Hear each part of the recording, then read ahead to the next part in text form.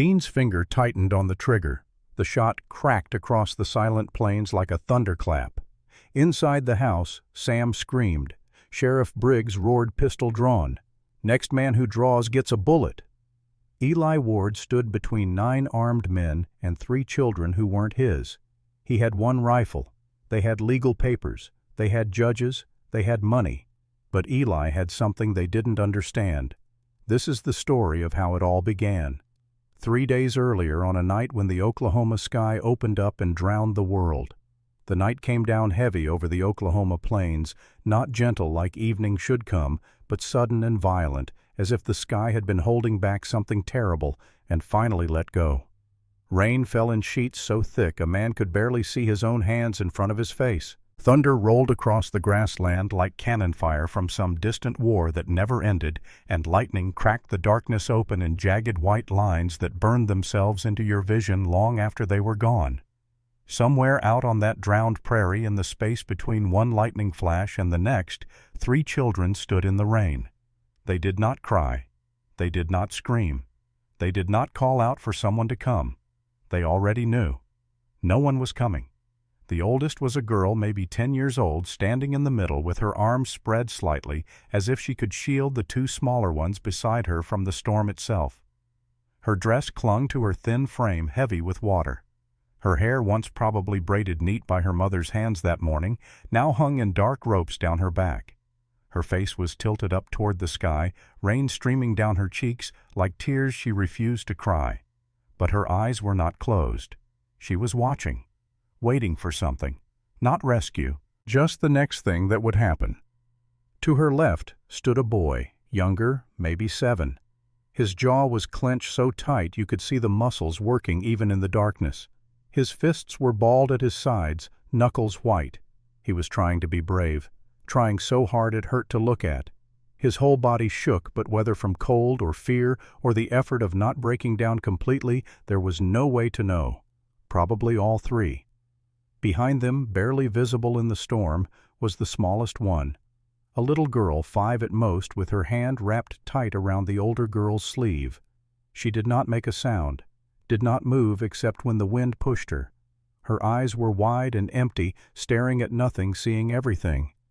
She had the look of a child who had learned that crying did not bring help, that screaming did not stop bad things from happening, that the world was a place where you stood in the rain until you could not stand anymore. These 3 children stood there in the darkness, in the drowning rain, resigned to whatever came next. They had been standing there for 20 minutes. They would stand there for 20 more before anyone found them. And the man who would find them, the man riding through that storm with his head down and his coat pulled tight, had no idea that this night would be the last night he lived in the silence he had chosen for himself. His name was Eli Ward, and he was 6 miles from home. Eli was 39 years old, though the lines in his face made him look older. Tall, broad across the shoulders, in the way men get when they spend their lives lifting things that need lifting and fixing things that break. His hands were calloused thick and scarred from work. His hair, dark brown, going gray at the temples, was plastered to his head under his hat. Water ran off the brim in a steady stream. His eyes, pale blue like ice on a winter creek, were fixed on the road ahead, what little of it he could see through the rain. He had been in town, supplies mostly. Flour, salt, a new blade for the plow. Things a man living alone needed to keep living alone. He had not talked to anyone more than necessary. A nod to the shopkeeper. Payment in exact change, so there would be no conversation about weather or crops or how long it had been since anyone had seen him in town. Eli Ward was known in Caldwell, Kansas, the way a story is known. People remembered he existed, but they did not seek him out. He preferred it that way. 6 years he had lived on that ranch 14 miles outside of town, working the land by himself. No hired help, no visitors. Just him and the horses and the cattle and the wind that never stopped blowing across the plains. People in town had stopped asking why a long time ago. When a man chooses to be alone, that deliberately folks learn not to press. The rain had started an hour ago just as he left town. At first it was manageable, just a steady drumming on his hat and coat. But then the sky opened up, and what came down was not rain anymore, but a wall of water that turned the road into a river and the grassland into a shallow sea. His horse, a big roan gelding named Red, picked his way carefully through the mud, ears flat against his head, unhappy but steady. Eli did not mind the rain. He had ridden through worse. Rain was just weather. It came, it went. It did not care about you one way or the other. That was something he appreciated about the natural world. It had no expectations. But something about tonight felt different. He could not name it, could not point to any one thing and say, "There, that is what is wrong." But there was a pressure in the air, a tightness in his chest that had nothing to do with the cold or the wet. He had learned over the years to trust that feeling. It was the same feeling he got the day before a horse went lame, or the morning before a fence post rotted through and brought down a whole section of wire. It was the feeling that something was about to break. He was 2 miles from the ranch when he saw them. At first he thought it was nothing, a trick of the lightning maybe, shadows that looked like shapes in the storm. But then the lightning came again, closer this time, and he saw them clearly. 3 figures, small and still standing in the middle of the flooded grassland about 200 yards off the road. Eli pulled Red to a stop. He stared through the rain, trying to make sense of it. People did not stand in open fields during a storm like this. Animals did not stand still when lightning was striking that close, but these figures did not move, did not run, did not even seem to notice the thunder that shook the ground beneath their feet. For a long moment Eli considered riding on. He was cold, wet, tired. Home was close. Whatever was out there was not his concern.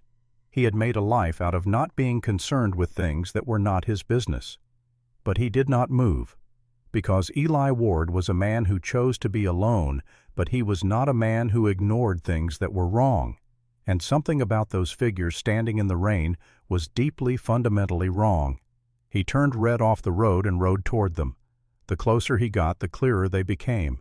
Children, 3 of them, standing in water up to their ankles, soaked through, not moving. The oldest was a girl standing in front of the other 2 like a shield. The boy beside her had his fists clenched. The smallest one was holding onto the girl's sleeve like it was the only solid thing left in the world. Eli stopped Red 10 feet away, dismounted, walked closer. "Hey!" He called out, his voice rough from disuse. "You kids all right?" None of them answered. They just looked at him, not with relief, not with fear, with something that made Eli's stomach turn. Recognition. As if they had been expecting someone to show up eventually, but had long since stopped hoping it would be someone who could help. He took another step closer, water sloshing around his boots. "What are you doing out here?" The girl, the oldest one, tilted her head slightly. Her eyes were dark, unreadable. When she spoke, her voice was flat, empty of everything except exhaustion. "Waiting," she said. "Waiting for what?" "Don't know," she said. "Mama told us to wait." Eli looked around. No wagon, no horse, no shelter, nothing but grass and water and darkness. "Where is your mama?" The girl did not hesitate, did not look away. "Behind us." The way she said it made Eli go cold. Past tense. Behind us. Not with us. Behind us. As if her mother was already something in the past, something left behind. He looked past the children, deeper into the darkness. At first he saw nothing. Then lightning flashed again, and he saw her. A shape crumpled in the mud 50 yards back, not moving. Eli felt something inside him crack open just a little, just enough to let in the thing he had been keeping out for 6 years, the thing that made you care, the thing that hurt. He looked back at the children. They were still standing there waiting for him to do something, anything. They had no expectations, no hope, just the empty patience of people who had learned that hope did not change anything. "Stay here," Eli said. "Don't move." He turned and walked toward the shape in the mud. The woman was lying face down, one arm bent at an angle that was not right. Her dress was torn, covered in mud and grass. Her hair, dark and wet, spread out around her head like a halo. She was not moving, not breathing that Eli could see. He knelt beside her, reached out, touched her shoulder gently. Nothing. He rolled her onto her back, careful of the broken arm, and that was when he saw her chest rise. Just barely. A shallow, ragged breath that rattled in her throat like something broken inside was scraping against bone. She was alive. Barely. Eli pulled off his coat and wrapped it around her, then slid his arms beneath her and lifted. She weighed almost nothing. Too light. He had carried feed sacks heavier than this woman. When he stood holding her against his chest, he could feel every bone in her body. She was burning up with fever, but shaking with cold, two things fighting inside one body that was too weak to survive either. He looked back at the three children. They had not moved, had not come closer. They just stood there in the rain waiting.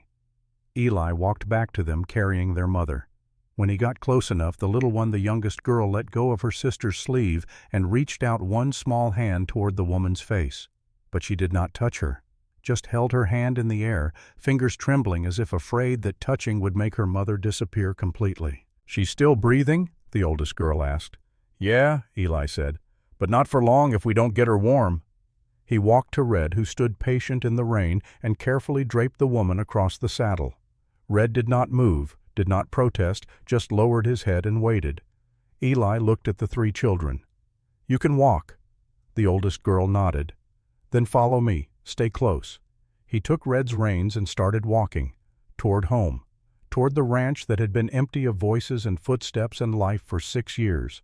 Toward the place he had built his silence. Behind him, 3 children followed in the rain.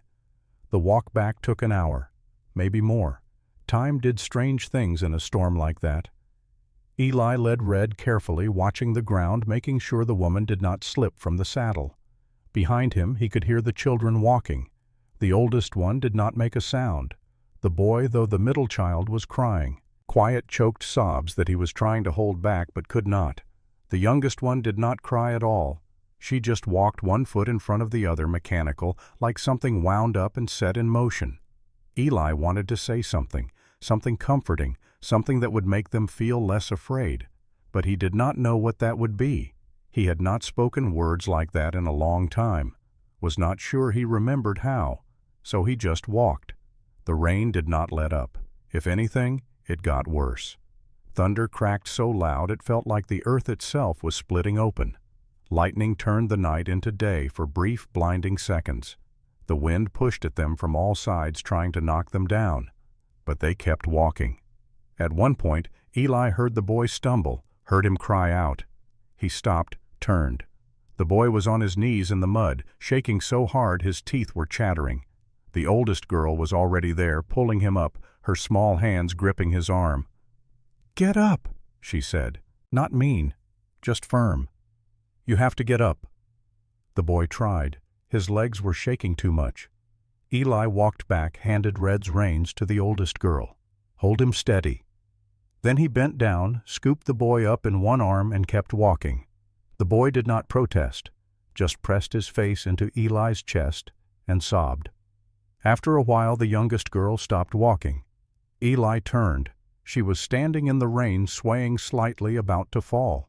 He walked back, shifted the boy to his other arm and lifted her with his free hand. She weighed almost nothing. She wrapped her arms around his neck and held on so tight he could barely breathe. He carried them both. The oldest girl walked beside him, holding Red's reins, her face set like stone. Eli did not know how she was still standing. She was just a child, 10 years old. But she moved like someone who had been carrying weight for a long time. Someone who knew that if she stopped, if she let herself feel how tired she was, she would not get back up. Finally, through the rain, Eli saw it, a dim shape in the distance, his ranch, a single light burning in the window left there by habit before he rode to town. The oldest girl saw it too. She stopped walking, stared at that light like it was the first star appearing in a sky that had been dark her whole life. "That your place?" she asked. "Yeah," Eli said. She did not say anything else, just started walking again, faster now, as if that light was pulling her forward. When they reached the porch, Eli set the 2 younger children down, then carefully lifted their mother from the saddle. She was still breathing, but each breath sounded worse than the last. He carried her inside through the small front room into the bedroom in the back, laid her on the bed, pulled the wet blanket off and covered her with 2 dry ones, stoked the fire in the stove until it roared. The 3 children stood in the doorway, not coming in, not daring to believe they were allowed. Eli turned to them. "Get in here. Close the door." They stepped inside, dripping water onto the floor. The oldest girl closed the door behind them, quiet like she was afraid of making noise. Eli looked at them, really looked at them for the first time in the light. They were thin, bone-thin, hollow-cheeked, the kind of thin that did not come from missing 1 meal or 2, but from missing meals for weeks, months maybe. Their clothes were worn through in places, patched over patches. The boys' shoes did not match. The youngest girl was barefoot. Something in Eli's chest tightened. He went to the kitchen, stoked the fire there too, put a pot of water on to heat, found the last of the stew he had made 2 days ago, reheated it, sliced bread, thick slices uneven because his hands were shaking slightly and he did not know why. When he turned around, the 3 children were still standing by the door, watching him, waiting. "Sit," he said, gesturing to the table. They sat, carefully, like they were afraid the chairs might break under them. Eli set the bowls in front of them, the bread between them. "Eat." For a moment, none of them moved. Then the oldest girl picked up her spoon, slowly, as if she was waiting for someone to tell her she could not.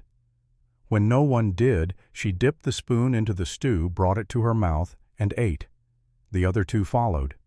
They ate slowly, carefully, not the way hungry children usually eat, fast and desperate. They ate like people who had learned that food could be taken away at any moment, so you did not draw attention to yourself while you had it. Eli stood by the stove watching them. He should have been doing something, checking on the woman, tending to the animals, getting out of his wet clothes. But he could not look away, could not stop watching the way the smallest girl held her spoon with both hands, the way the boy blinked back tears every time he swallowed, the way the oldest girl kept glancing toward the bedroom door, checking to make sure her mother was still there. After they finished, the oldest girl stood. "Sir, can I see her?" Eli nodded. She walked to the bedroom. The other 2 followed. Eli stayed in the kitchen, giving them space, but he could see them through the doorway. The woman was still unconscious, still burning with fever, but she was breathing. Steady now, not easy, but steady. The oldest girl reached out, touched her mother's hand. "Mama?" No response. The girl's face did not change. She did not cry, just stood there holding her mother's hand as if that was all she could do, and it would have to be enough. The boy stood on the other side of the bed, fists clenched again, jaw tight, trying not to cry, failing. The youngest one climbed onto the bed, curled up beside her mother, and closed her eyes. Eli watched from the doorway. He should say something, do something. But what? What did you say to children who had just walked through hell and somehow made it to the other side? The oldest girl turned to him. "Sir, we won't stay long. Mama always said we can't be a burden. We'll leave first light." The words hit Eli harder than they should have. She was 10 years old. 10. And she was already apologizing for existing, already planning how not to be too much trouble. "You're not going anywhere," Eli said. "Not tonight, not tomorrow, not until your mama is well enough to decide." The girl looked at him, trying to read his face, trying to figure out if he meant it or if this was just something adults said before they changed their minds. "We don't have money," she said quietly. "We can't pay. Didn't ask you to. People don't just help for nothing." Eli looked at her, at this child who sounded like she had lived 50 years instead of 10. "Some do," he said. She did not believe him. He could see it in her eyes. But she did not argue, just nodded and turned back to her mother. Eli left them there and went to the front room, took off his wet coat, hung it by the fire, sat down in the chair by the window rifle across his lap, not because he expected trouble, but because it was habit. Outside, the rain continued to fall. Thunder rumbled in the distance. Inside, for the first time in 6 years, Eli Ward's house was not silent. He could hear the children breathing in the next room, the fire crackling, the soft rustle of blankets as the youngest one shifted in her sleep. He sat there in the darkness listening, and something in him, something that had been locked tight for 6 years, started to crack open. Just a little, just enough. When dawn came, the rain had softened to a drizzle. The sky was the color of old iron, heavy and low. Eli had not slept. He sat in the chair all night listening, watching the door, though he could not have said what he was watching for. In the bedroom the woman stirred, just a small movement barely noticeable. But Eli heard it. He stood, walked to the doorway. Her eyes were open, barely, glassy with fever. She was looking around the room, trying to understand where she was. Then her gaze landed on the 3 children curled together on the floor beside the bed, wrapped in blankets Eli had given them sometime in the night. Panic flashed across her face. She tried to sit up, gasped in pain, fell back. Eli stepped into the room. "Easy now. You took a bad fall." Her eyes snapped to him, fear there, sharp and immediate. "Who are you? Where am I?" "Name's Eli Ward. This is my ranch. Found you and your kids out in the storm last night. Brought you here." She stared at him, trying to process, trying to decide if she should be grateful or terrified. "My children. Are they hurt?" "No, ma'am. Hungry and cold, but nothing time won't fix." Her eyes went back to them, counting. 1, 2, 3. All there. All breathing. She closed her eyes and a single tear slipped down her cheek. "Thank you," she whispered. Eli did not know what to say to that, so he just nodded. "I should go," she said, trying to sit up again. "We should go. I can't pay you. I don't have anything." "Didn't ask for payment. People don't just help. So I've been told." She looked at him, really looked at him for the first time, trying to figure him out. He could see the calculation in her eyes, trying to figure out what he wanted, why he had helped, what the cost would be. Eli understood that look. He had seen it before in the eyes of animals that had been hurt too many times. The look that said, "I do not trust this kindness because kindness always has teeth." "What's your name?" he asked. She hesitated. Then quietly, Maggie Callahan. "And the kids?" "Ruth, Sam, Lucy." Naming them changed something, made them real. Made them people, not just problems. "You got family around here, Maggie?" She shook her head. "No family, not anymore." "Where were you heading?" "Anywhere, just away." "Away from what?" Her face closed down. "Doesn't matter. We'll be gone soon as I can walk." Eli looked at her, at the fever flush in her cheeks, the way her broken arm lay useless at her side, the way her whole body trembled under the blankets. "You can't walk," he said. "Not for a while, so you're staying." "I can't. You don't understand. We can't stay anywhere too long. It's not safe." "Safe from what?" She did not answer, just closed her eyes, and Eli could see the exhaustion pulling her back under. "Please," she whispered, "just let us rest a few hours, then we'll go. I promise." Eli stood there looking down at her, at this woman who was barely conscious but still trying to protect her children, still trying to run even though she could barely move. He thought about the 3 children standing in the rain, about the way they had not cried, about the way Ruth had said, "Mama's behind us," in that flat, hopeless voice. "You can stay as long as you need," he said. She opened her eyes again. Why are you helping us?" Eli did not have an answer for that, did not know how to explain the thing that had cracked open in his chest last night when he saw those 3 children standing in the rain, resigned to dying. So he just said, "Because you need help," and then he left the room before she could argue. The children woke an hour later. Ruth first sitting up slow, looking around like she expected everything from last night to have been a dream. When she saw Eli sitting by the fire, she froze. "Morning," Eli said. "Morning, sir." Her voice was quiet, careful. "You hungry?" "We don't want to be trouble." "Didn't ask if you wanted to be trouble. Asked if you were hungry." She hesitated, then nodded. Eli stood, went to the kitchen, started making breakfast. Eggs, bacon, more bread. The sound woke the other two. Sam sat up, rubbing his eyes. Lucy did not move at first, just lay there watching Eli with wide, unblinking eyes. Ruth went to her, touched her shoulder gently. "Lucy, time to get up." Lucy sat up slowly, still holding the blanket tight around her. They came to the table when Eli told them to, sat in the same chairs they had sat in last night, waited for permission to eat. Eli set the plates down. "Go ahead." They ate the same way they had eaten last night, slow, careful, like they were afraid. Eli sat across from them watching. "You got a last name, Ruth?" She looked up. "Callahan, like Mama. Where's your pa?" Her face went blank. "Dead. Been dead 2 years." "I'm sorry." She shrugged. "Everybody dies." The way she said it, flat and factual, made Eli's chest hurt. "How'd it happen?" "Got sick. Couldn't work. Then he just stopped breathing one night." Sam, sitting beside her, started crying. Quiet tears running down his face while he kept eating, like crying and eating were two things that happened at the same time, and you did not stop one for the other. Ruth reached over, put her hand on his. "It's all right, Sam." "Nothing's all right," Sam whispered. "It will be." "How do you know?"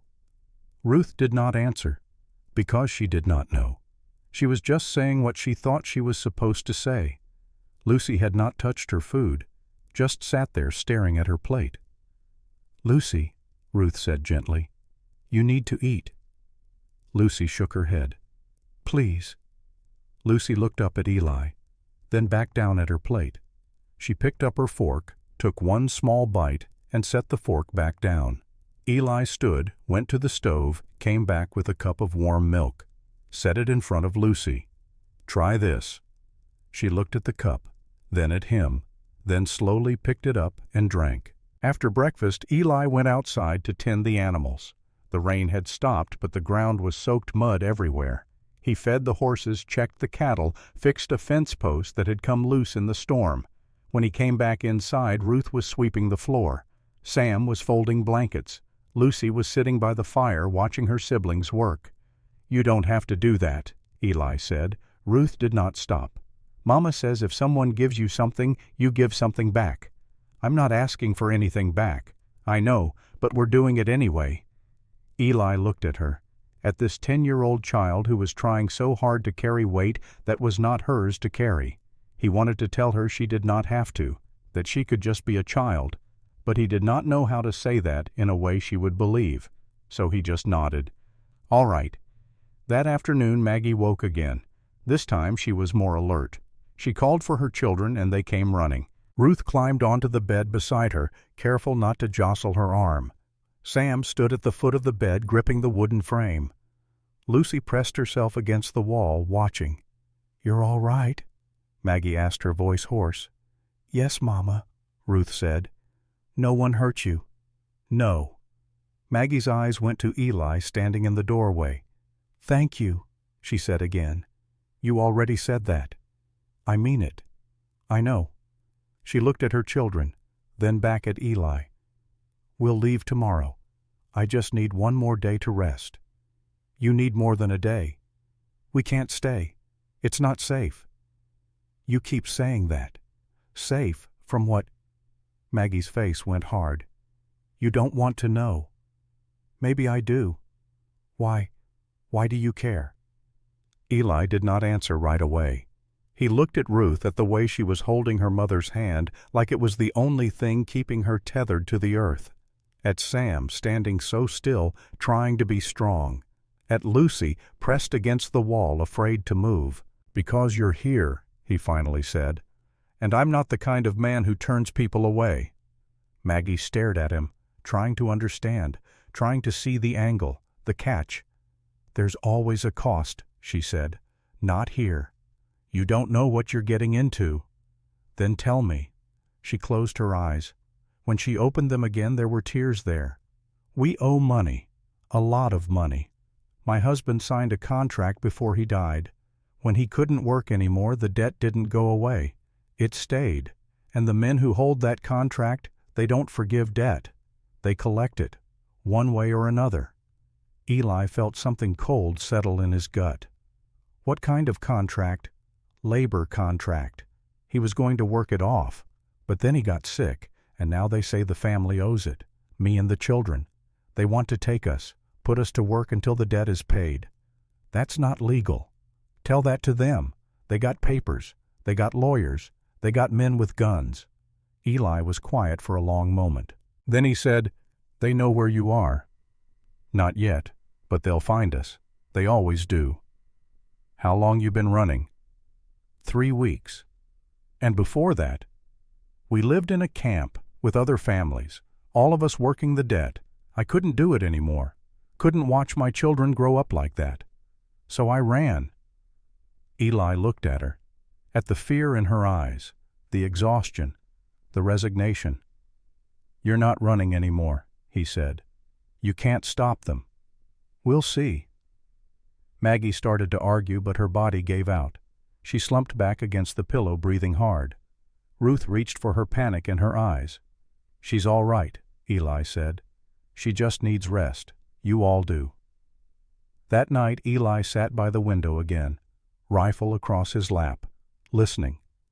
He thought about the 3 children standing in the rain, about Maggie barely alive still trying to protect them, about men with papers and guns coming to collect on a debt that should not exist. He had chosen to be alone, had built his life around silence and solitude because it was easier than caring about things that could hurt you. But those 3 children standing in the rain had broken something open inside him. And now, sitting in the darkness, listening to them breathe in the next room, Eli Ward knew one thing for certain. He was not letting anyone take them, not without a fight. Outside the wind picked up. Thunder rumbled in the distance. Another storm was coming, and with it Eli knew would come the men Maggie was running from. He checked the rifle, made sure it was loaded. Then he settled back in the chair and waited for dawn. 3 days passed in a rhythm Eli had almost forgotten existed, the rhythm of other people. Footsteps on the wooden floor, voices small and careful asking questions, the sound of children learning that maybe, just maybe, they did not have to be afraid every single moment. Maggie improved slowly. The fever broke on the 2nd day, leaving her weak but clear-headed. Eli set her arm properly, wrapped it tight, made her a sling from an old shirt. She protested, said she could do it herself, but her hands shook too much. So she let him help, watching his face the whole time like she was trying to solve a puzzle. Ruth took over caring for her mother with the kind of efficiency that made Eli's chest ache. She brought water, changed bandages, made sure Maggie ate, even when she said she was not hungry. The girl moved through the house like someone who had been doing this work her whole life. 10 years old and already carrying the weight of an adult. Sam was different. He tried to help, tried to be useful, but mostly he just hovered. Near his mother, near Ruth, near the door, ready to run if running became necessary. His eyes were always moving, always watching. Every sound made him flinch. When Eli came in from outside, boots heavy on the porch, Sam would freeze like a rabbit that heard a hawk. Lucy did not talk, not once in 3 days. She followed Ruth everywhere, hand-wrapped in her sister's dress, silent as a shadow. At night she curled up next to her mother and stared at the ceiling until exhaustion pulled her under. In the morning she woke, gasping, eyes wide, looking around like she expected to find herself back in the rain. Eli watched them, learned their rhythms, the way Ruth counted her siblings every hour, making sure they were all still there, the way Sam clenched his fists when he was trying not to cry, the way Lucy held on to things, blankets and sleeves, and the edge of the table, like if she let go she would float away. He did not try to fix them, did not know how, just made sure there was food on the table and a fire in the stove and no one coming through that door who meant them harm. On the 3rd morning, Eli rode into town. 14 miles through mud that sucked at Red's hooves. The sky was clear, but the ground was still drowning from the storm. He told Maggie he was going for supplies, did not tell her he was going to see the sheriff. Before he left, he made sure all the doors were locked, left the rifle within reach. Told Ruth, "Anyone comes to the door who isn't me, you don't answer. You hear me?" Ruth nodded. "What if they don't leave?" Then you take Sam and Lucy out the back window and you run. Don't look back.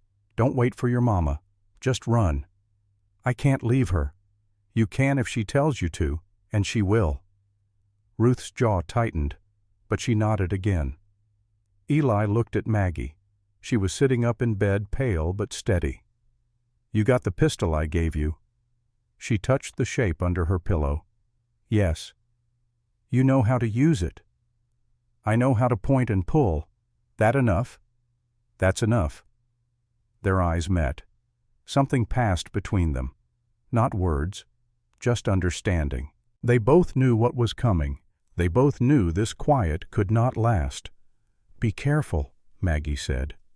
Eli nodded. Then he rode. The town of Caldwell was small. One main street with buildings leaning against each other like old men too tired to stand alone. A general store, a saloon, a hotel with 3 rooms, a church that only saw use on Sundays. And at the end of the street a small building with bars on the windows and a sign that said, Sheriff. Eli tied Red outside and went in. Sheriff Carl Briggs was sitting at his desk reading a newspaper that was 2 weeks old. He was 52 thick around the middle, with a mustache that drooped over his mouth and eyes that had seen enough trouble to know when more was coming. He looked up when Eli walked in, and his eyebrows went up. Eli Ward, didn't expect to see you in town twice in 1 week. Got a situation. Briggs set the paper down. What kind of situation? Eli told him. All of it. The 3 children in the rain, the woman barely alive, the debt contract, the men who would come looking. Briggs listened without interrupting. When Eli finished, the sheriff sat back in his chair and rubbed his face. Hell. You know anything about this? Labor contracts? Yeah, I know about them. Legal in some cases. Mostly used for Chinese workers on the railroad or immigrants who can't pay their passage. But using them on American families. He shook his head. That's a gray area. Legally gray, morally black. So what can you do? Depends. You got the contract. No. The woman said her husband signed it. She doesn't have a copy. Then there's not much I can do unless someone actually breaks a law. If these men show up with legal papers, I can't stop them from trying to collect. Even if what they're collecting is children. Briggs looked uncomfortable. You're asking me to go against the law, Eli. I'm asking you to do what's right. Those aren't always the same thing. Eli leaned forward, hands flat on the desk. 3 kids, Carl. One of them is 5 years old. You going to tell me it's legal to take a 5-year-old and put her to work for a debt her dead father signed? Briggs was quiet for a long moment. Then he sighed. No, I'm not going to tell you that. But I'm also not going to promise I can stop it. Best I can do is be there when they show up. Make sure everything stays civil. Make sure no one gets hurt. And if they try to take the children by force, then that's a different situation. That's kidnapping. And I can arrest someone for that. It was not much, but it was something. Eli stood. They show up at my place, I'll send someone for you. You do that. And Eli, Briggs stood too. Don't do anything stupid. These men, if they're who I think they are, they don't play fair. They've got lawyers and money and connections. You shoot one of them, you'll hang. Doesn't matter if you're in the right. I'll keep that in mind. Eli left the sheriff's office and stood on the wooden sidewalk looking down the street. A few people were out moving between buildings. A wagon rolled past wheels, squelching in the mud. Everything looked normal, peaceful. But Eli could feel it, the pressure building, like the air before a storm. He mounted Red and rode home. When he got back, the sun was low in the sky, turning everything gold and red. The ranch looked the same as when he left it. Door closed, smoke rising from the chimney. Everything quiet. Too quiet. Eli dismounted, slow hand on his pistol, walked to the door. It was still locked. He unlocked it, stepped inside. Ruth was standing by the window with the rifle in her hands. Sam was behind her. Lucy was pressed against the wall, eyes wide. Maggie was out of bed, leaning against the doorframe, the pistol from under her pillow now visible in her hand. What happened? Eli asked. 2 men, Ruth said. Her voice was steady, but her hands were shaking. They came about an hour ago, knocked on the door, asked if anyone was home. You answer, "No, sir," like you said. They try to come in. They walked around the house, looked in the windows. We hid. Then they talked to each other. Couldn't hear what they said. Then they rode off. Eli looked at Maggie. Her face was pale, but her jaw was set. "It's starting," she said. "Yeah. They'll come back. I know. You should let us go before it gets worse." Eli looked at the 3 children, at Ruth still holding the rifle like she knew she might need to use it, at Sam trying to be brave and failing, at Lucy silent and terrified. "No," he said. "Eli, you don't understand what these men are capable of." "Then tell me." Maggie was quiet for a moment. Then she walked slow and unsteady to the table and sat down. The children gathered around her. Eli sat across from them. "The contract my husband signed," Maggie began, "was with a man named Harold Voss. He runs a labor camp about 60 miles north of here, calls it a work settlement, says it's legal, says the people there are working off debts they agreed to pay, but it's not work, it's slavery, just dressed up in legal words." She paused, gathering strength to continue. "Thomas didn't know what he was signing. Voss's men came through town offering advances to anyone who needed them. Money up front, pay it back with labor. Thomas was desperate. We had 3 children and no steady income. He thought 6 months of work would clear the debt and we'd be fine." "What happened?" Eli asked. "He worked. Hard. 12 hours a day, sometimes more. But the debt never went down. Voss said there were fees, living expenses, food costs, interest. Every month the number got bigger instead of smaller. And when Thomas got sick, when he couldn't work anymore, Voss said the contract allowed him to collect from the family." Ruth spoke up, her voice small. "They came to our tent one night, 3 men. Said we all had to work now. Said even me and Sam and Lucy. Said children's hands are good for certain jobs." Maggie's hand tightened on the table. "That's when I knew we had to run. I couldn't let my babies grow up in that place. So one night when the guards were drunk, we left. Took nothing but the clothes on our backs. Walked for 3 weeks. And then the storm came." She looked at Eli. "You saved our lives, but those men who came today, they're just scouts. They're reporting back to Voss, and when Voss knows where we are, he'll come himself, with more men, with papers that say he has a legal right to us, and there won't be anything you or anyone else can do to stop him." Eli listened to all of this, took it in, let it settle. Then he said, "How many other families are there in this camp? When we left there were 7 families, maybe more now. Voss is always recruiting. And the sheriff, the law, they know about this." "I don't know. Maybe. Maybe they've been paid to look the other way. Maybe they just don't care. People like us, we don't matter much to folks with money and power." Eli stood, walked to the window, looked out at the darkening land. For 6 years he had lived here alone. No complications, no entanglements, no one to worry about but himself. It had been peaceful, safe, empty. But standing there with Maggie and her 3 children behind him, he realized something. He did not want that emptiness anymore. "I went to see Sheriff Briggs today," Eli said. "Told him the situation. He says if Voss shows up with legal papers, there's not much he can do. But if they try to take you by force, that's kidnapping. And he can arrest them for that." "They won't use force," Maggie said quietly. "Not at first. They'll use the law, make it look legitimate. And by the time anyone realizes what's really happening, it'll be too late. Then we don't let it get that far." "How?" Eli turned to face her. "We make this public. We make people see what's happening. Lawyers and sheriffs and judges, they care about appearances. They care about what people think. If we can show folks in town what Voss is really doing, maybe we can turn the law against him instead of for him." Maggie looked at him like he had just suggested they fly to the moon. "You think people will care? You think they'll stand up for a widow and 3 children against a man with money and legal papers?" "I don't know, but it's better than running, better than hiding, better than waiting for him to find you. And if it doesn't work, then we fight." The word hung in the air, heavy, final. Ruth looked up at Eli. "You'd do that? Fight for us?" Eli looked at her. At this child who had seen too much, who had been forced to grow up too fast, who still somehow managed to hope that the world might be better than it was. "Yeah," he said, "I would." That night they ate together at the table. Maggie had insisted on helping cook, even though her arm was still healing. Said sitting around made her feel useless.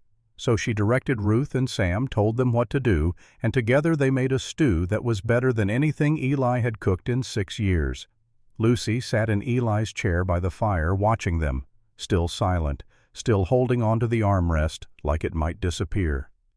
After dinner, Eli sat by the window again, rifle across his lap, watching the darkness. Maggie came and sat across from him. For a long time neither of them spoke. Then Maggie said, "Why are you doing this?" Eli did not answer right away. He watched the darkness, listened to the wind. "You don't have to," Maggie continued. "We're strangers. We brought trouble to your door. You could have just sent us on our way that first night, or any night since, but you didn't. Why?" Eli thought about how to answer.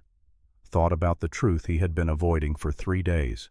"I lived alone for 6 years, he finally said. "Chose it. Built my whole life around not needing anyone. Thought that was the safe way to live.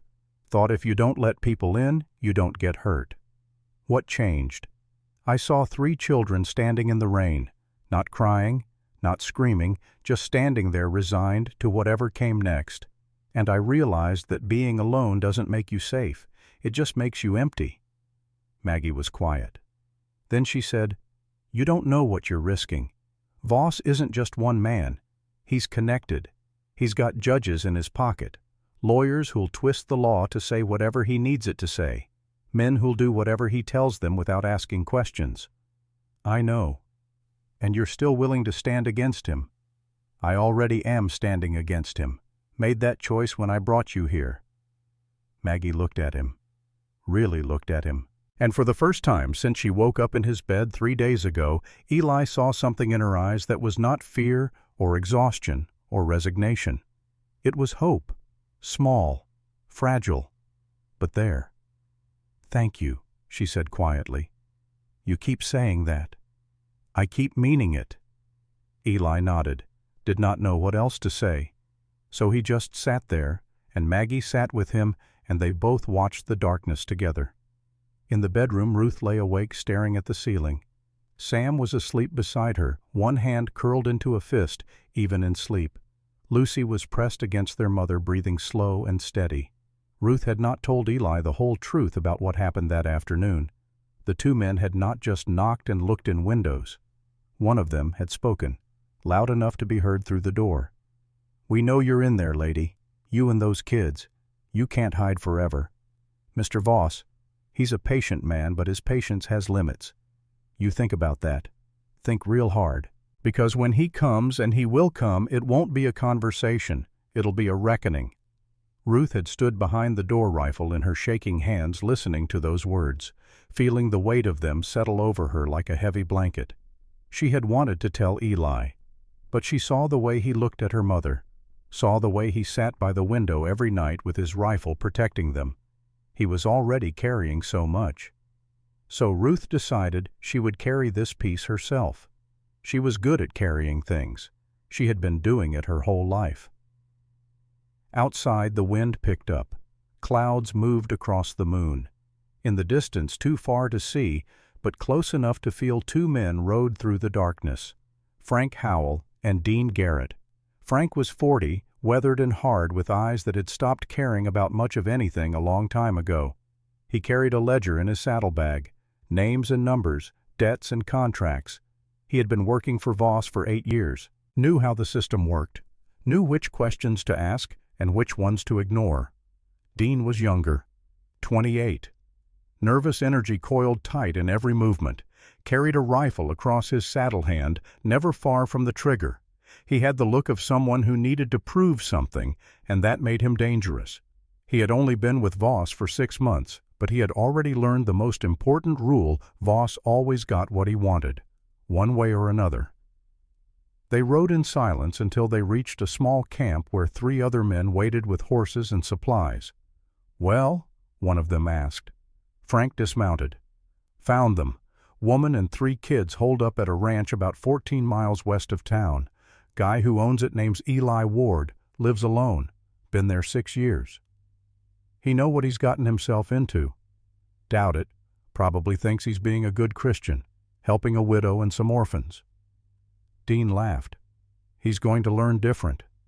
Frank looked at him. "You keep that trigger finger steady, boy. Voss wants this done clean, legal. No blood if we can avoid it.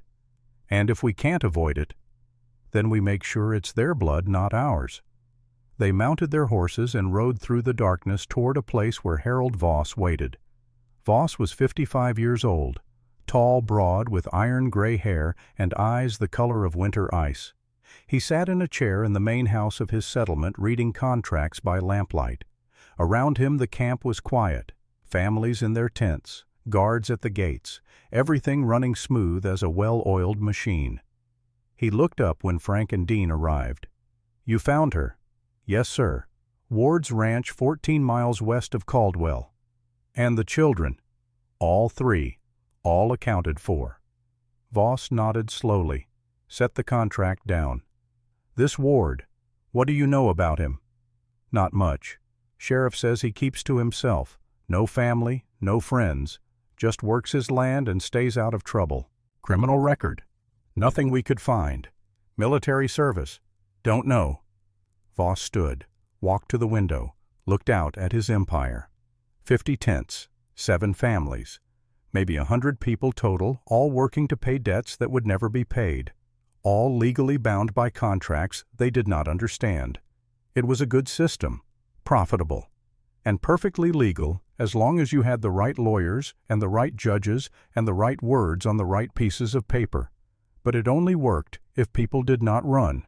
Maggie Callahan had run, and if he let her get away with it, others would run too, and the whole system would fall apart.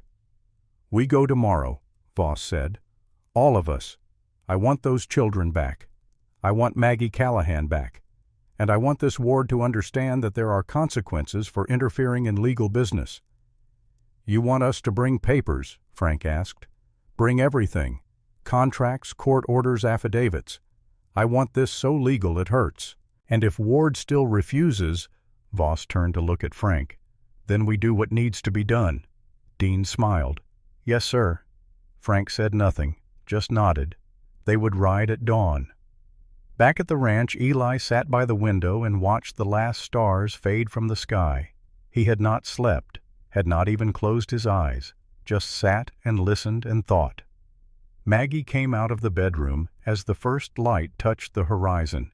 She looked at Eli, saw the rifle, saw the way he sat tense and ready. "They're coming today," she said. Not a question, a statement. "Yeah," Eli said. "I think they are." Maggie sat down across from him. "I should take the children and go, right now, before they get here." "Where would you go?" "I don't know. Anywhere. Just away." "You can barely walk. You've got a broken arm, 3 children who can't keep running forever, and winter's coming. You won't make it."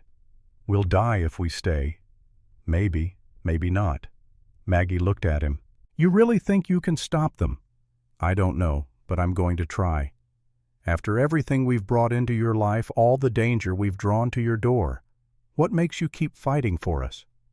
Eli looked at her, at this woman who had been beaten down by life but still kept fighting for her children, who had run through a storm with a broken arm and fever just to give them a chance. "Because somebody should," he said. "And if not me, then who?" The sun rose. Gold light spilled across the plains. Another day beginning, and somewhere out there 5 men rode toward them. The storm was coming, and Eli Ward sat waiting, rifle in his hands, ready to stand between the people he had chosen to protect and the hell that was riding their way. The storm Eli had been waiting for arrived 3 days later, just as the afternoon sun began its descent toward the horizon. They came in the afternoon. Eli heard them before he saw them.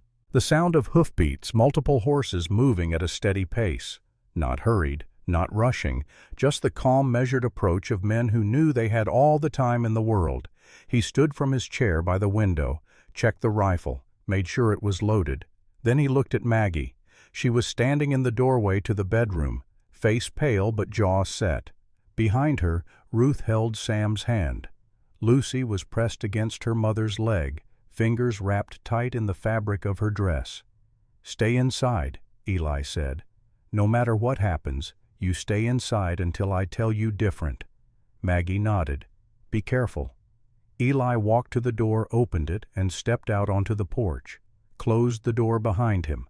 The rifle was in his hands but not raised, not yet. He stood there in the afternoon sun and waited. 5 riders emerged from the heat shimmer on the horizon. They came slow, deliberate, spreading out as they approached. 2 on the left, 2 on the right, 1 in the center. The center rider was older, heavier, sitting his horse like a man who was used to being in charge. They stopped 30 feet from the porch. The horses stamped and blew. The men sat silent, looking at Eli. The older man in the center dismounted, slow, taking his time.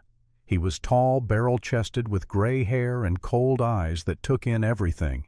The ranch, the house, Eli standing there with the rifle.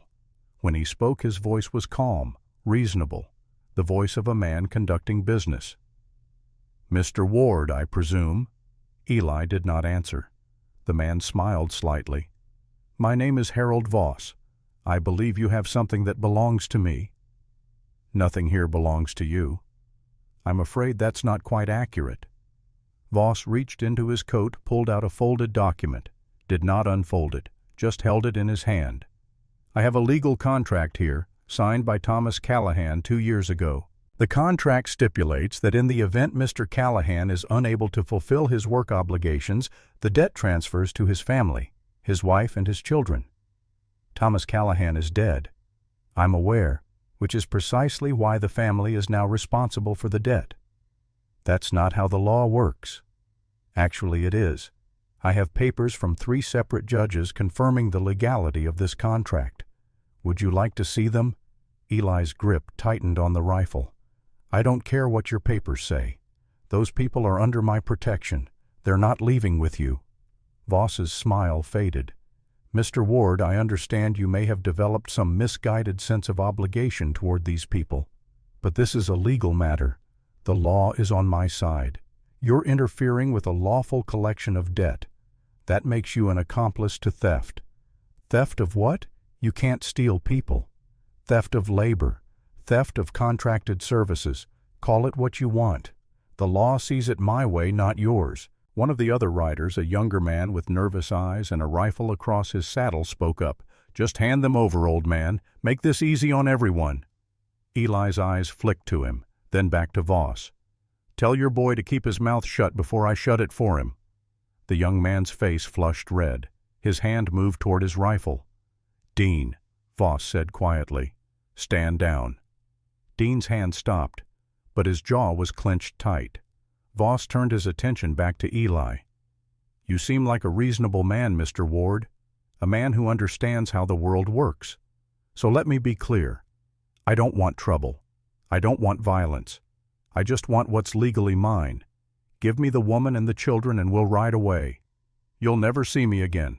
Refuse and I'll be back with the sheriff and a federal marshal, and when I am, you won't have a choice." "I've already spoken to the sheriff." Something flickered in Voss's eyes. Surprise, quickly hidden. "Have you now?" "Told him the whole situation. He's aware of what you're doing." "And what did Sheriff Briggs say?" "Said if you try to take them by force, that's kidnapping, and he'll arrest you for it." Voss was quiet for a moment. Then he nodded slowly. "Interesting. Well, I suppose we'll see what the sheriff says when I show him my legal documents, my contracts, my court orders." He folded the paper carefully, put it back in his coat. "You've got until tomorrow morning, Mr. Ward. Think about what I've said. Think about whether you really want to stand between me and what's mine. Because I promise you, this doesn't end well for people who get in my way." He mounted his horse. The other riders turned their horses as well. But Dean, the young one, stayed facing the house. His eyes were locked on the window where the curtain had moved slightly. where Ruth had been watching. "See you real soon," Dean said, not to Eli, to the window. Then he turned and rode after the others. Eli stood on the porch and watched them go until they disappeared into the heat shimmer. Then he went back inside. Ruth was waiting by the door. She looked at Eli, jaw tight, then said quietly, "Sir, there's something I didn't tell you before." Eli stopped, waited. "When those men came the first time the day you went to town, one of them talked through the door, loud enough we could hear." She paused, hands clenched. "Said Mr. Voss was patient, but his patience had limits. Said when he came back it wouldn't be a conversation, it would be a reckoning." Eli felt something cold settle in his chest. "Why didn't you tell me then?" Ruth looked down. "You were already carrying so much, protecting us. I thought I could carry it myself, like I always do." Eli knelt to her level, put a hand on her shoulder. "You don't have to carry everything alone anymore, Ruth. Not here. Not with me." Her eyes filled with tears, but she didn't cry, just nodded once, sharp and quick. "Thank you for telling me now," Eli said. "It helps me know what we're up against." He stood, and Ruth finally let out a breath she'd been holding for days. Maggie was sitting at the table shaking, not from fear, from anger. Her good hand was clenched into a fist so tight her knuckles were white. "That was him," she said. "That was Voss. I know. He'll come back, with more men, with papers that say he's right and we're wrong, and there won't be anything you can do." Eli set the rifle down, sat across from her. "Maybe, maybe not. You heard him. He's got judges. He's got the law. What do we have? We've got the truth." Maggie laughed, a bitter, broken sound. "The truth doesn't matter when the people with power decide it doesn't. Then we make it matter." "How?" Eli was quiet for a moment, thinking. Then he said, "Voss operates in the shadows. He uses legal words to hide what he's really doing. But if we bring it into the light, if we make people see it for what it is, he can't hide anymore. People don't care. They never have. Some do, and those are the ones we need to reach." Ruth, who had been standing quietly by the wall, spoke up. "What are you going to do?" Eli looked at her, at this child who had been forced to be an adult, who watched everything with eyes that had seen too much. "I'm going back to town," he said. "I'm going to talk to everyone who'll listen, the shopkeeper, the hotel owner, the preacher. I'm going to tell them what Voss is doing, and I'm going to ask them to come here tomorrow when he comes back, to be witnesses." "You think that'll work?" Ruth asked. "I don't know, but it's better than doing nothing." Maggie looked at him. "And what if they don't come? What if no one cares?" "Then we fight." That word again, heavy, final. Sam, who had been quiet until now, spoke up. His voice was small, shaking. "I don't want to go back there. To the camp. Please don't let them take us back." Maggie pulled him close. "We're not going back, baby. I promise." "You promised before, but they still found us." Maggie had no answer for that. Because he was right. She had promised before, and here they were anyway. Eli stood. "I'm riding to town. I'll be back before dark. Ruth, you remember what I told you before. Anyone comes to this door who isn't me, you don't answer." Ruth nodded. "Yes, sir." Eli looked at Maggie.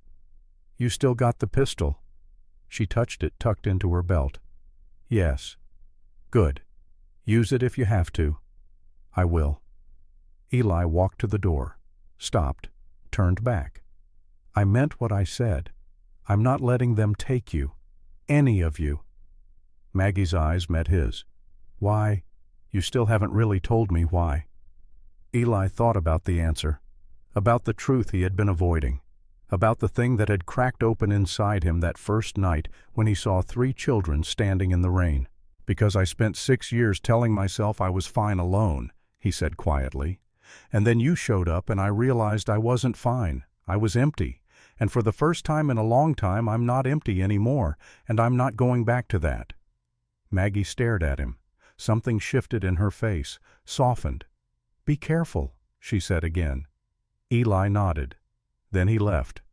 The ride to Caldwell took 2 hours. Eli pushed Red harder than he should have, but time was short, and he needed to move fast. The sun was sliding toward the horizon when he reached town. He went to the sheriff's office first. Briggs was at his desk, same as before. He looked up when Eli came in, and his face went serious. That was fast. They came today, 5 of them, led by Harold Voss himself. Briggs sat back in his chair. What happened? He tried to talk me into handing them over. Said he's got legal papers, contracts, court orders. Said he'd be back tomorrow with you and a federal marshal. He tell you which marshal? No. That's because there isn't one. Not yet anyway. He's bluffing, trying to scare you into giving up. Will he come back? Oh, he'll come back.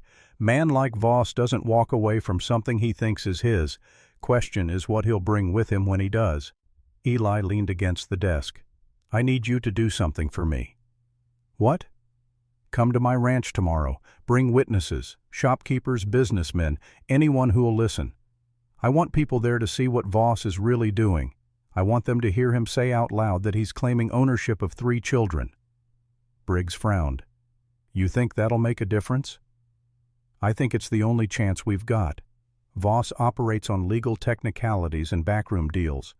But if we force him to say what he's doing in front of respectable people, if we make it public, maybe we can turn public opinion against him.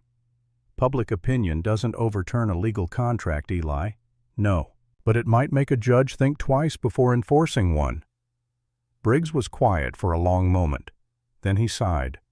You're asking a lot. I know. You're asking me to put my reputation on the line for a woman and 3 kids I've never met. I'm asking you to do what's right, and I think you know what that is. Briggs looked at Eli, really looked at him, saw something there he had not seen in the 6 years Eli had lived outside town. Something that was not anger or desperation, but simple, solid conviction. All right, Briggs said finally. I'll be there, and I'll bring whoever I can convince to come. Thank you. Don't thank me yet. This might not work, and if it doesn't, things could get ugly. They're already ugly. Briggs nodded, stood, offered his hand. Eli shook it. Then Eli left and went to find others who would listen. He went to the general store, found the owner a man named Porter who had sold him supplies for 6 years without asking questions. Eli told him the situation. Porter listened, face neutral. When Eli finished, Porter said, "That's a hard thing you're asking me to get involved in." "I know. I've got a business to run. Can't afford to make enemies of men like Voss. Can you afford to let children be sold into slavery?" "It's not slavery. It's a contract. Call it what you want. Doesn't change what it is." Porter was quiet. Then he said, "I'll think about it." It was not a yes, but it was not a no either. Eli went to the hotel next, then to the blacksmith, then to the church. Everywhere he went the response was the same. People listened. People looked uncomfortable. But no one committed to anything. By the time the sun set, Eli was exhausted and frustrated. He had spent hours talking, explaining, pleading, and all he had to show for it was a handful of maybes and a lot of carefully worded refusals. He sat on the steps of the church, head in his hands, wondering if he had just wasted the only time he had. The door behind him opened. The preacher, a man named Reverend Matthews, sat down beside him. "You look like a man who's carrying the weight of the world," Matthews said. "Feels like it. This woman and her children, you care about them." "Yeah." "Why, you've only known them a few days." Eli thought about how to answer. You ever see something that just breaks something inside you? Something that makes you realize you can't keep living the way you've been living? I have. That's what happened when I saw those 3 kids standing in the rain, not crying, not screaming, just resigned, like they'd already given up. And I realized I'd given up too. I'd been living like a dead man for 6 years, and I didn't want to be dead anymore. Matthews was quiet. Then he said, "I'll come tomorrow." Eli looked up. "You will?" "I will, and I'll bring some others. People who still believe that doing the right thing matters more than doing the convenient thing. Thank you. Don't thank me. Just be ready, because if this goes the way I think it might, you're going to need all the help you can get. Eli rode back to the ranch in the dark. The moon was up bright and full, turning the plains silver. He pushed Red hard again, urgency driving him. When he got home, the house was dark except for a single lamp burning in the window. He dismounted, tied Red, and went inside. Maggie was sitting at the table with the pistol in front of her. Ruth was in the chair by the window with the rifle. Sam and Lucy were asleep on the floor near the fire.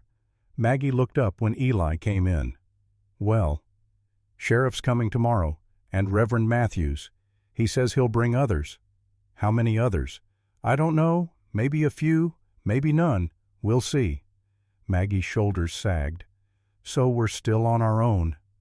"We were always on our own. This just gives us a chance." Ruth spoke from the window. "What happens if no one comes? If it's just us against them?" Eli looked at her. "Then we do what we have to do." "Which is what?" "Protect you. Whatever it takes." Ruth nodded slowly. Then she said something that made Eli's chest tighten. "No one's ever protected us before. Not like this. Not like you're doing."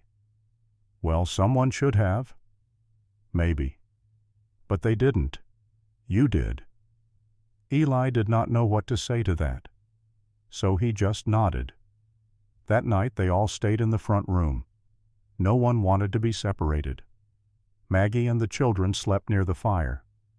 Eli sat in the chair by the window, rifle across his lap, watching the darkness.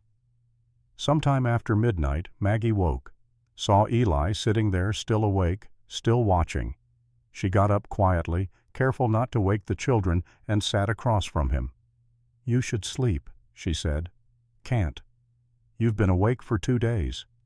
I'll sleep when this is over."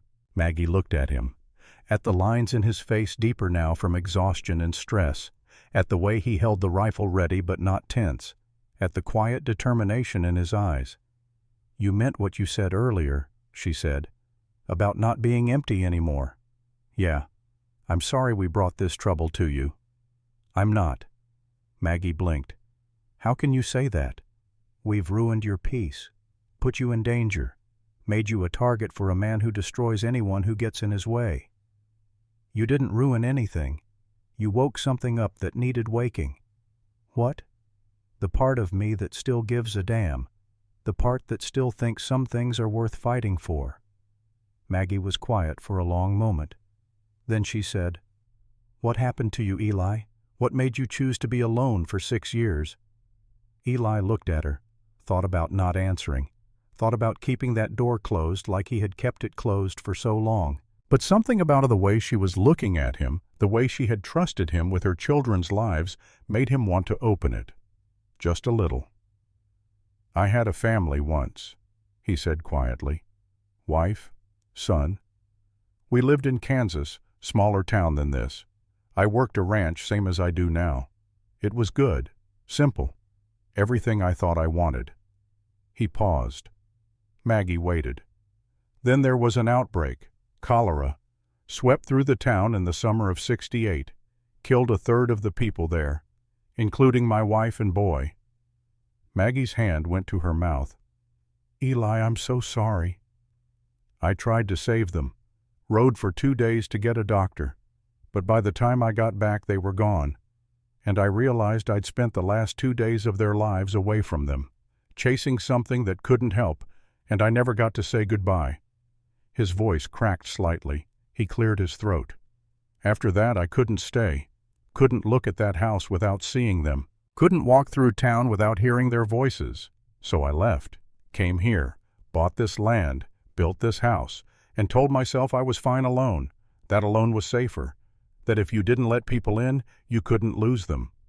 But you weren't fine. No, I was just surviving, not living, and there's a difference."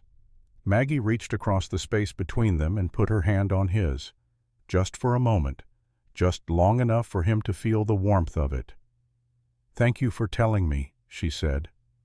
Eli nodded, could not speak.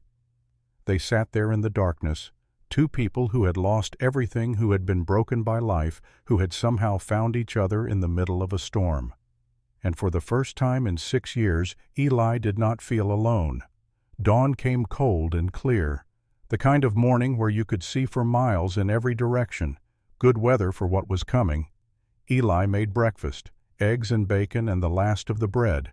Everyone ate in silence. Even the children seemed to understand that today was important. Today would decide something. After breakfast, Eli went outside and checked the perimeter, made sure the horses were ready, made sure the rifle was loaded, made sure everything that could be prepared was prepared. When he came back inside, Ruth was helping Maggie pack emergency supplies into a satchel. She looked up when Eli entered, her face set with determination. "If we have to run, we'll be ready this time," she said. "I know. If they try to take us, I'll fight." Eli knelt down so he was eye level with her. "I don't want you to fight, Ruth. I want you to stay safe. That's all I want. But what if you can't stop them? Then you run. You take Sam and Lucy, and you run as fast as you can. Don't look back. Don't wait for your mama or for me. Just run." "I can't leave Mama." "You can if she tells you to. And she will, because she loves you more than anything in this world. And the only thing that matters to her is that you survive." Ruth's eyes filled with tears, but she did not cry, just nodded. Eli stood, looked at Maggie. She was standing in the doorway, holding Lucy's hand, watching them. "Thank you," she said quietly, "for everything. This isn't over yet. I know. But just in case it ends badly, I wanted to say it. You saved our lives. You gave us hope when we thought there was none left. You stood between us and people who wanted to hurt us. That matters. Whatever happens today, that matters." Eli did not know what to say, so he just nodded. Then he heard it. Horses, multiple horses, coming from the east. He walked to the window and looked out. Sheriff Briggs was riding in front. Behind him were 6 people on horseback: Reverend Matthews, porter from the general store, a woman Eli did not recognize, 3 men in suits. Eli felt something loosen in his chest. They had come, not many, but some. He went outside to meet them. Briggs dismounted. "Morning, Eli." "Morning, Sheriff. Thank you for coming." "Didn't have much choice after talking to Reverend Matthews here. Man's got a way of making you feel guilty for even thinking about not doing the right thing." Matthews smiled slightly. "I prefer to think of it as encouraging people to listen to their better angels." Porter dismounted next. "Ward, I thought about what you said, decided my business could survive making an enemy or two if it meant keeping my conscience clean." "I appreciate it." The woman, middle-aged with sharp eyes, spoke next. "I'm Margaret Thornton. I run the boarding house in town. Reverend Matthews told me what's happening. I've got 3 daughters of my own. Couldn't sleep last night thinking about what you described. So I'm here." The 3 men in suits introduced themselves, lawyers from the next county over. Matthews had sent word to them late last night. "We can't represent you officially," one of them said, "but we can observe, make sure everything stays legal, and if it doesn't, we can file complaints with the territorial court." It was more than Eli had hoped for. Not an army, but witnesses, people who would see, people who would remember. "Thank you," he said. "All of you." Briggs looked at the horizon. "How long until Voss gets here?" "Can't be long now. He said he'd be back this morning." "Then we wait." They did not have to wait long. 20 minutes later, riders appeared on the western horizon, more than before. Eli counted 9. Voss rode in front. Behind him were Frank and Dean and 6 others, hard-looking men with rifles and pistols and expressions that said they were used to violence. They stopped 50 feet from the house. Voss saw the crowd of people and his eyes narrowed, but his face remained calm. He dismounted, walked forward. "Mr. Ward," he said, "I see you've brought friends." "Witnesses," Eli corrected. "Witnesses to what exactly? To you trying to take 3 children who don't belong to you." Voss smiled, a cold, patient smile. "I'm not taking anyone who doesn't belong to me, Mr. Ward. I'm collecting on a legally binding debt, and I have the papers to prove it." He pulled the document from his coat, unfolded it this time, held it up for everyone to see. This is a contract signed by Thomas Callahan on the 14th of March, 1872. The contract stipulates that Mr. Callahan would work for me for a period of no less than 18 months to repay an advance of $200. The contract further stipulates that in the event of Mr. Callahan's death or incapacity, the debt would transfer to his immediate family. One of the lawyers, a tall man with gray hair, spoke up. "May I see that contract?" Voss looked at him. "Who are you?" "William Henshaw, attorney at law." "This is a private matter, Mr. Henshaw." "A private matter being conducted in public with 9 armed men. That makes it my concern. Now may I see the contract or not?" Voss hesitated. Then he walked over and handed it to Henshaw. Henshaw read it carefully. His face darkened. When he looked up, his voice was hard. "This contract is unconscionable. It's legal. Legal doesn't mean just. This contract contains provisions that essentially allow you to enslave this family in perpetuity. The debt compounds monthly. The interest rate is 60% per annum. And there's a clause here that says any family member over the age of 6 can be put to work to satisfy the debt. 6 years old, Mr. Voss. You're claiming you have the legal right to force a 6-year-old child into labor." The contract was signed willingly, by a man who likely couldn't read it, who was desperate and had no other options. That's called fraud, Mr. Voss, and it's illegal. Voss's calm expression finally cracked. Just a little. "I don't care what you think, Mr. Henshaw. I have 3 judges who've already ruled in my favor. The law is on my side." "Which judges?" Voss named them. Henshaw's eyes widened. "Judge Morrison, Judge Blackwell. Both of those men have been under investigation for corruption for the past year. But they haven't been convicted of anything, which means their rulings still stand." "We'll see about that." Voss turned away from Henshaw and looked at the house. "Maggie Callahan, I know you can hear me. Come out here. Bring the children. We can do this easy, or we can do it hard. But we're doing it." Inside the house, Maggie stood frozen. Her heart was pounding so hard she could hear it in her ears. "Don't go out there," Ruth whispered. "Please." Maggie looked at her children, at Ruth brave and terrified, at Sam shaking, at Lucy silent and clinging. Then she looked at Eli through the window. He was standing between Voss and the house, standing like a wall, standing like he meant what he said. And Maggie made a decision. She had spent 3 weeks running, spent 2 years being afraid, spent her whole life letting other people decide what happened to her and her children. Not anymore. She opened the door and stepped out onto the porch. Voss smiled. "There you are. Now bring the children." "No," Maggie said. The smile faded. "Excuse me. I said no. You're not taking my children. Not today. Not ever. That's not your choice to make. It's the only choice I have left to make, and I'm making it." Voss's face went hard. "Then you're in violation of a legal contract, and that makes you a criminal." "Then I'm a criminal. But I'm a criminal with my children, and that's good enough for me." Eli stepped forward, standing between Voss and the porch. "You heard her. They're not going anywhere." Voss looked at Eli, really looked at him, measuring him, calculating. Then he said, "Do you have any idea what you're doing, Ward? I have men, I have money, I have connections that go all the way to the territorial governor. You're one man with a rifle. You can't win this." "Maybe not, but I can make you pay for it." "Are you threatening me?" "I'm promising you. You try to take those children, and one of us isn't walking away from this. Maybe it's me. Maybe it's you. But somebody bleeds. Is that what you want?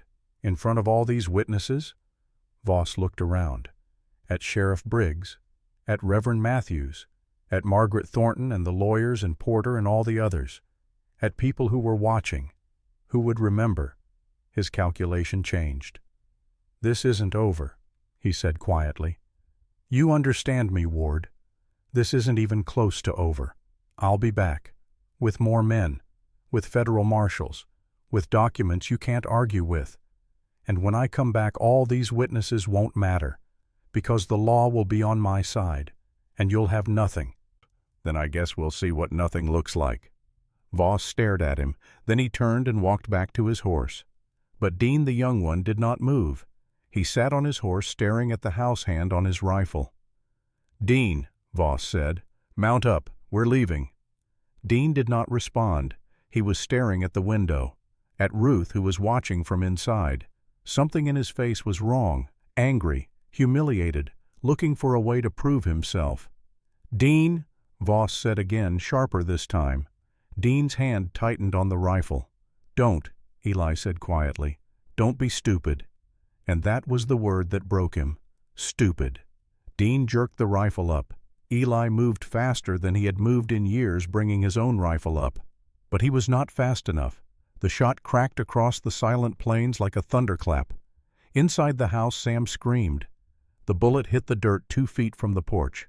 Not close to anyone, just a warning, or maybe an accident from a nervous finger on a trigger.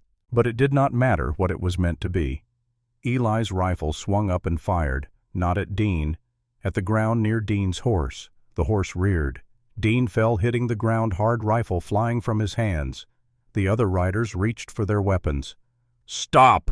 Sheriff Briggs roared. His pistol was out, aimed at Voss. "Next man who draws gets a bullet. I don't care who you work for." Everything froze. Voss looked at Briggs, then at his men, then at Dean lying in the dirt gasping for air. "Get up," Voss said coldly. "Get on your horse. Now." Dean scrambled up, face red, got on his horse. Voss mounted his own horse. He looked at Eli one more time. "You just made the biggest mistake of your life, Ward." "We'll see." When they were gone, the silence was deafening. Then from inside the house, Sam's sobs broke through. Not the quiet crying he'd done before. Deep, body-shaking sobs of a child who'd been holding terror inside too long. Maggie was already there. Eli could hear her through the door. "It's okay, baby. It's over.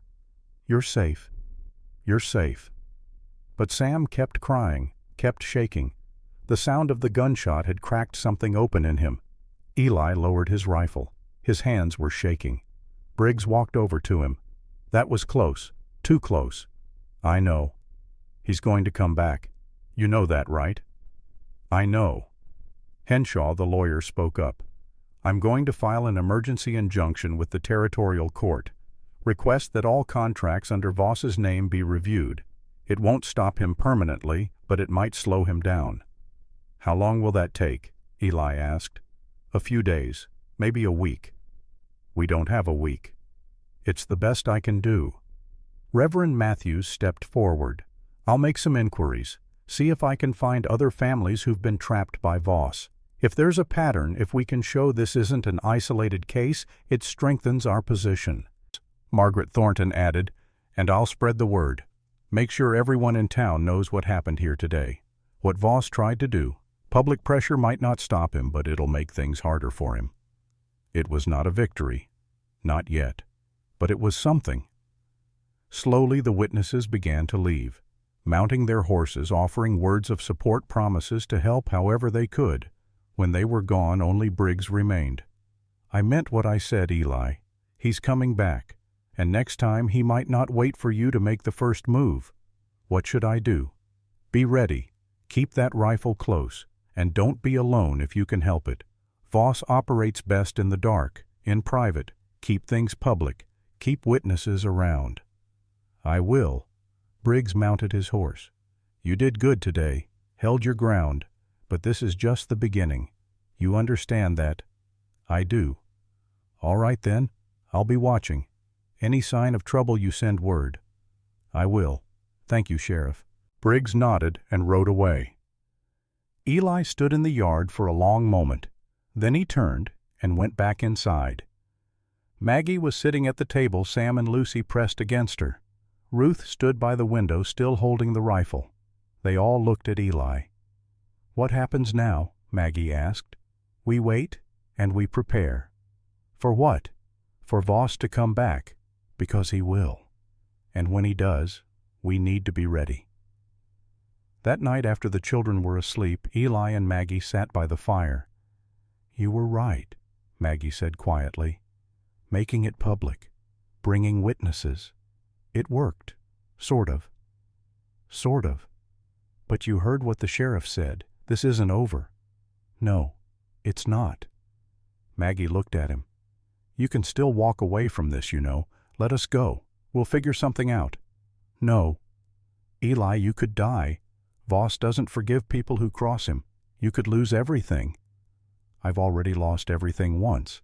I know what that feels like. This. He gestured around the room at the sleeping children at Maggie. This feels like finding something, and I'm not letting go. Maggie's eyes filled with tears. Why are you doing this? Really? Eli thought about the answer, about all the reasons and all the words he could use, but in the end it was simple. Because family isn't something you're born into, he said quietly. It's something you stand in front of.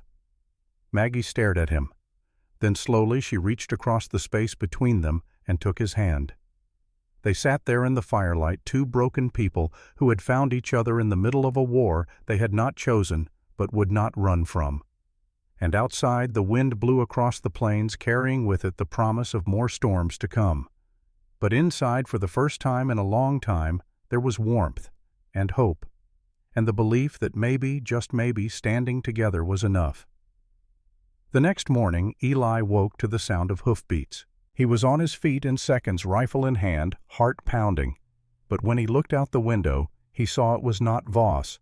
It was Sheriff Briggs, and he was not alone. With him were Reverend Matthews and two men Eli did not recognize. They dismounted and came to the door. Eli opened it. "Sheriff, what's wrong?" Briggs looked grim. "We found something.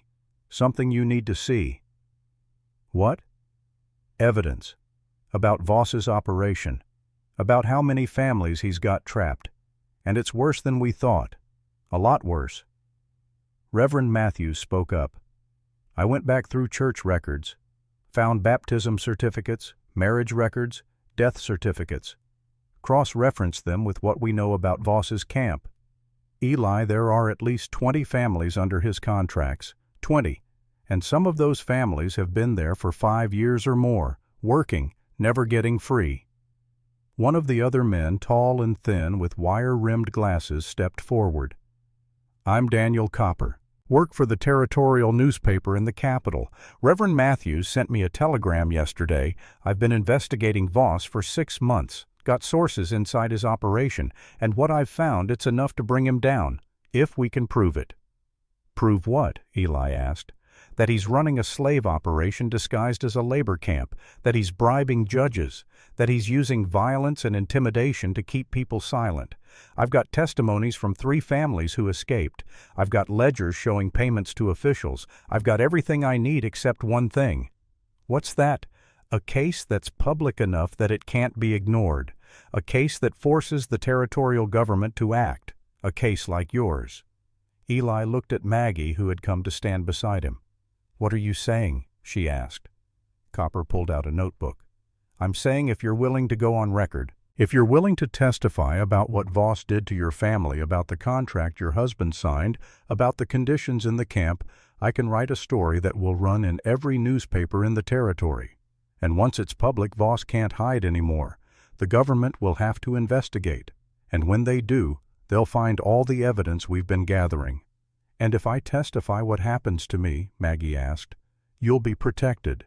The territorial governor will have to provide protection once the story breaks. It's too public for him to ignore. And my children. They'll be safe. I promise you." Maggie looked at Eli. He could see the fear in her eyes, but also something else. Determination. "Do it," Eli said quietly. "Tell your story. Let the world know what he did to you." Maggie took a deep breath. Then she nodded. "All right," she said. "I'll tell you everything." And she did. She told Copper about Thomas, about the contract he signed in desperation, about the camp, about the way families were worked until they broke, about children as young as 6 being forced to labor in fields and factories, about guards who beat anyone who complained, about debts that never decreased no matter how much you worked. She told him about running, about 3 weeks of terror, about the storm, about collapsing in the mud, knowing she was dying, praying her children would somehow survive. And she told him about Eli, about the man who found them in the rain, who brought them home, who stood between them and the people who wanted to drag them back to hell. Copper wrote it all down, every word. When she finished, he looked up. "This is going to change things. You understand that?" "I do. Voss will fight back. He'll call you a liar. He'll try to discredit you. Let him. And when this story runs, you won't be able to hide anymore. Everyone will know who you are, what you've been through." "Good. Maybe it'll help someone else. Maybe it'll give another family the courage to run." Copper smiled. "You're brave, Mrs. Callahan." "I'm not brave. I'm just tired of being afraid." Copper closed his notebook. "I'll have this story written by tomorrow. It'll run in the capital newspaper the day after. And then we'll see what Voss does when the whole territory is watching." He stood, shook Maggie's hand, then Eli's. "Thank you," he said, "for trusting me with this." After they left, Eli and Maggie stood on the porch watching them ride away. "Do you think it'll work?" Maggie asked. "I don't know, but it's our best shot. And if it doesn't, then we fight, like we've been fighting all along." Maggie was quiet for a moment. Then she said, "Eli, what you said last night, about family being something you stand in front of, did you mean that?" "Yeah, I did. Because these past few days with you with this place, it's the safest I've felt in years. And the kids, they're starting to smile again, to laugh. Lucy actually spoke this morning, just one word, but she spoke. And I realized something." "What?" "We're not just surviving anymore, we're starting to live, and that's because of you." Eli did not know what to say, so he just reached out and took her hand. They stood there together, two people who had been broken by life, who had found each other in the darkest moment, who were learning that maybe broken things could still hold together if they leaned on each other. And for the first time in 6 years, Eli Ward thought about the future. Not with fear, with hope. 2 days later, the story broke. It ran on the front page of every newspaper in the territory. A full account of Voss's operation. Names, dates, testimonies, evidence. The headline read, "Labor Camps or Slavery Families Trapped in Cycle of Debt." By noon, the territorial governor had ordered an investigation. By evening, federal marshals were riding toward Voss's camp. And by the next morning, Harold Voss was under arrest. The news reached Eli's ranch by messenger. Sheriff Briggs himself rode out to deliver it. "It's over," he said, dismounting. "Voss is in custody. His camp is being shut down. The families are being freed." Maggie, standing on the porch with her children, started to cry. Not sad tears. Relief. Pure, overwhelming relief. Ruth hugged her. Sam grabbed her hand. Lucy pressed against her leg and smiled. Actually smiled. Eli felt something in his chest loosen, something that had been tight for days. "What happens now?" he asked. "Voss will stand trial. The judges he bribed are under investigation. The contracts are being reviewed and will likely be declared invalid. And the families, they're being offered restitution. Not much, but something. And Maggie, the children. Free. The debt is erased. They can go wherever they want." Maggie looked at Eli. "Where do we want to go?" Eli looked at her, at the 3 children, at the woman who had become part of his life so quickly he had not realized it was happening until it already had. "You could stay here," he said quietly. "If you want, there's room, and I could use the help. Ranch this size, it's a lot for one man." Maggie smiled. "Are you offering us a job?" "I'm offering you a home." Ruth looked up at her mother. "Can we? Mama? Can we stay?" Maggie looked around. At the ranch. At the house. At the land stretching out under the wide blue sky. At the place where they had been saved. Where they had been safe. Where they had started to heal. "Yeah," she said softly. "We can stay." And so they did. The days that followed were not perfect. There were nightmares. There were moments when Sam would flinch at loud noises or Lucy would wake up crying. There were times when Maggie would look over her shoulder expecting to see riders coming. But slowly, gradually, those moments became less frequent. Ruth started to laugh, really laugh. Not the careful, quiet sound she made when she was trying not to be noticed, but the loud, joyful sound of a child who felt safe enough to be loud. Sam started to play.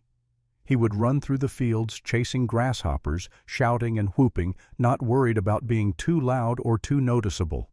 And Lucy started to talk. First, just a few words. Mama, Eli, home. Then sentences hesitant at first, her voice barely a whisper. Then whole conversations, her voice growing stronger each day. One morning, 2 months after Voss's arrest, Lucy walked out onto the porch where Eli stood watching the sunrise. She didn't hold on to anything, didn't reach for his hand or grab at his coat, just stood beside him, arms at her sides, free and unafraid. "It's pretty," she said, looking at the gold light spreading across the plains. Eli looked down at her, at this child who had been silent and terrified, who had clung to her sister's sleeve in the rain, who now stood in the morning light with something close to peace on her face. "Yeah," he said, "it is." Lucy looked up at him. "Are we staying forever?"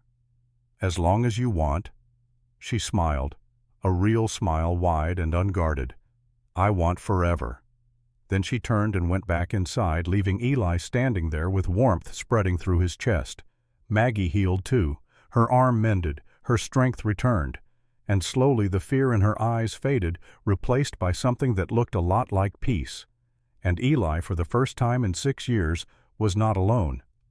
He woke up to the sound of children laughing. He went to sleep knowing there were people in the next room who depended on him and trusted him and cared about him. He had found a family, not the one he was born into, not the one he lost, the one he chose, the one he stood in front of. The weeks that followed moved like a river finding its course, slow, steady. The legal proceedings against Voss took time, as justice often does. But every day brought news. More families freed, more evidence uncovered, more officials held accountable. The ranch settled into rhythms, morning chores, afternoon lessons for the children, evening meals around the table, laughter, arguments over who left the door open, Lucy asking endless questions about why the sky changed colors, Sam learning to ride, Ruth teaching herself to read from Eli's old books. Maggie's arm healed, the fear in her eyes faded, and one night sitting by the fire she told Eli she wanted to learn to shoot. "Not because I'm afraid," she said, "but because I'm not anymore. And I want to keep it that way." 3 months after Voss's arrest, on a Sunday morning in late fall, Reverend Matthews came to the ranch. "Got something for you," he said, handing Eli a newspaper. Eli unfolded it, read the headline, "Harold Voss sentenced to 15 years in territorial prison." "It's done," Matthews said. "He's going away for a long time. The families are free. The system is being reformed. You did it, Eli. You and Maggie. You changed things." Eli looked at the paper, at the words that meant Voss would never hurt anyone again. That meant Maggie and her children were truly safe. He folded it carefully, set it aside. "We just did what needed doing," he said. "Most people don't. Most people look the other way. You didn't." Eli shrugged, did not know what to say to that. Matthews smiled. "I've been a preacher for 20 years, seen a lot of people, good people, bad people, broken people, and I've learned that the best people are the ones who've been broken and put themselves back together. Those are the ones who know what really matters. That's you, Eli. That's Maggie. You're the ones who know." After Matthews left, Eli stood on the porch and looked out at the land. The sun was setting, turning the sky orange and gold. The grass moved in the wind like waves on an ocean. Everything was quiet except for the sound of children playing inside the house and Maggie singing something soft and low while she cooked dinner. Eli thought about the night he found them. 3 children standing in the rain, not crying, not screaming, just resigned. He thought about how close they had come to losing everything, and he thought about how far they had come since then. The door opened behind him. Maggie came out, stood beside him. "Beautiful sunset," she said. "Yeah. The kids want to know if we can have a fire outside tonight, roast some corn, tell stories." "Sure, that sounds good." Maggie looked at him. "You all right?" "Yeah, just thinking." "About what?" "About how much has changed." "For the better." Eli looked at her. At this woman who had been beaten down by life but had never stopped fighting for her children, who had trusted him when she had no reason to trust anyone, who had become part of his life so completely he could not imagine it without her anymore. "Yeah," he said. "Definitely for the better." Maggie smiled, reached out and took his hand. They stood there together as the sun set and the stars began to appear. Inside, Ruth called out, "Mama, Lucy knocked over the flower." Sam's voice followed, "I didn't do it." Lucy's small voice, "Sorry, Mama." Maggie laughed, "I should go help." "Yeah." But she did not let go of his hand. Not yet. "Eli," she said quietly, "thank you for everything, for saving us, for giving us a home, for standing between us and the people who wanted to hurt us. You didn't have to do any of that, but you did, and it changed our lives. Changed mine, too." "I know. That's what makes it special." She squeezed his hand once. Then she went inside to help with the flower disaster. Eli stayed on the porch a little longer. He thought about the man he had been 6 years ago, broken, alone, convinced that solitude was safety. And he thought about the man he was now, still broken in some ways, but healing, not alone, part of something bigger than himself, a family, not the one he was born into, the one he chose, the one he stood in front of. And as the last light faded from the sky and the first stars appeared, Eli Ward went inside to the warmth and the laughter and the life that filled his house. He closed the door behind him, and he was home.